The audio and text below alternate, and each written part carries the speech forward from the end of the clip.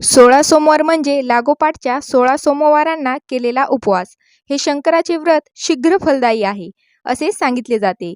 खूप सारे लोक हे व्रत संतान प्राप्तीसाठी, सौख्य संपत्ती मिळवण्यासाठी, दुःख, दारिद्र्य, रोगराई जाण्यासाठी किंवा मनातील कोणतीही इच्छा पूर्ण करण्यासाठी हे व्रत करतात. हे व्रत केल्याने दरिद्री धनवान होतो, रोगी रोगापासून मुक्त होऊन त्याला आरोग्य प्राप्ती होते, दुःखी माणसाला सुख प्राप्त होते, कुमारिकांना मनपसंत पती देखील मिळतो, व्यापाऱ्याला व्यापारात फायदा होतो, नोकरीत प्रमोशन मिळते. श्रद्धापूर्वक हे व्रत करणाऱ्याची मनीची इच्छा परिपूर्ण होते. तर हे व्रत कसे करावे? 16 सोमवार व्रताची पूजा कशी करावी? उपवास कसा करावा? आणि या व्रताचे उद्यापन कसे करावे?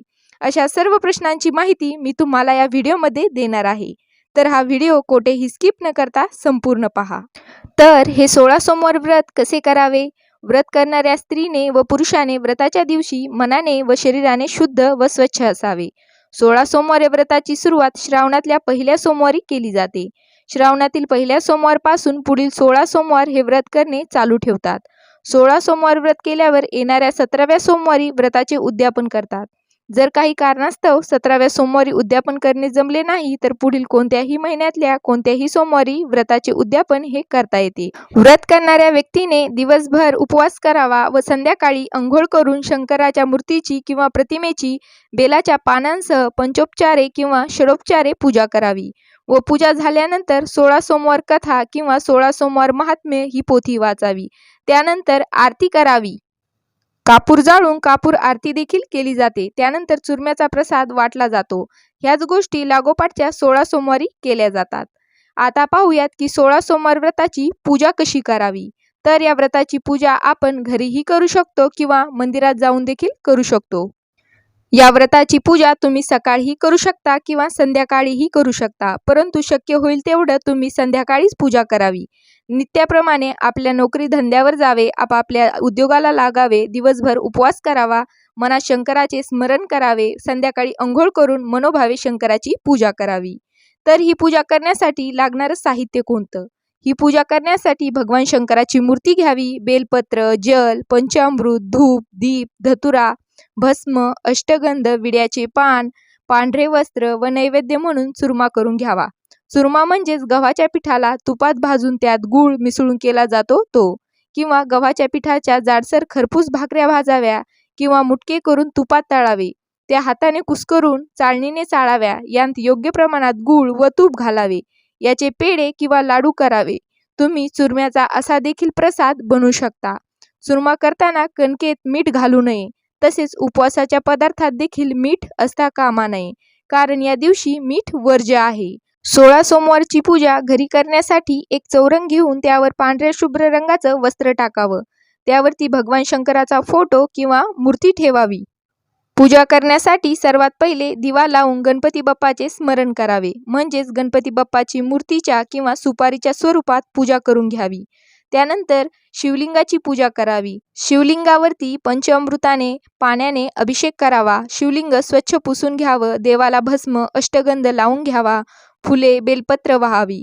या पूजेत बेलपत्राची पाने अवश्य असावीत.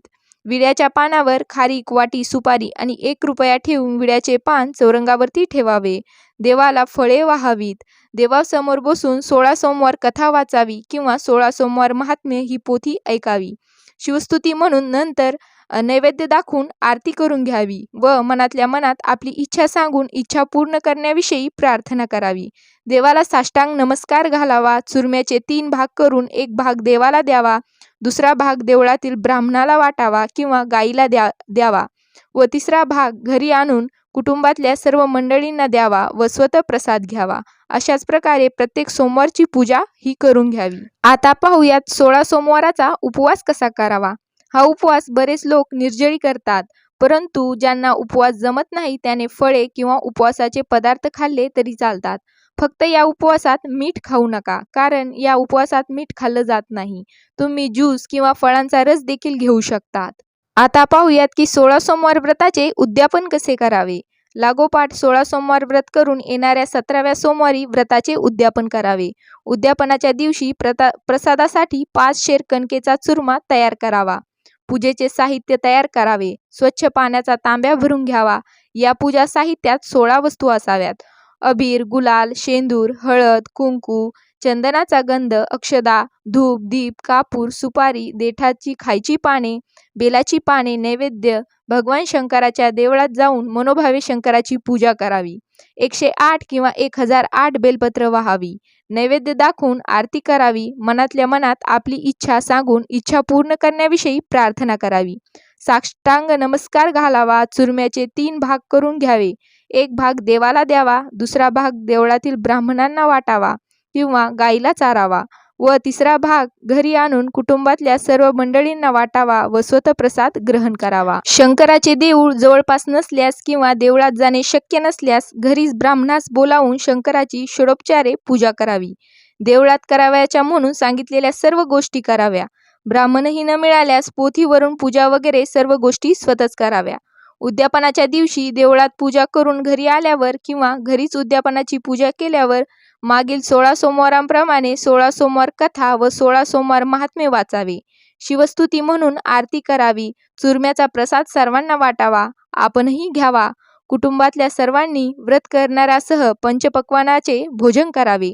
अशा प्रकारे व्रताचे उद्यापन करावे. मनोभावे व्रत करणाऱ्याची इच्छा श्रीशंकर नक्कीच पूर्ण करतात. या व्रताचे खूप मोठे फळ आहे.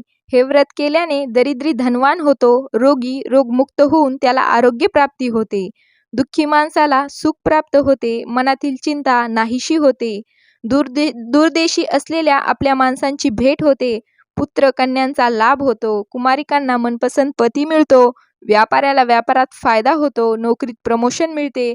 श्रद्धापूर्वक हे व्रत करणाऱ्याची मनीची इच्छा परिपूर्ण होते. तुम्हालाही 16 सोमवार व्रत करायचं असेल तर या नियमांचे पालन नक्की करा आणि हा व्हिडिओ आवडला असेल तर व्हिडिओला लाईक आणि चॅनलला सबस्क्राईब करायला विसरू नका.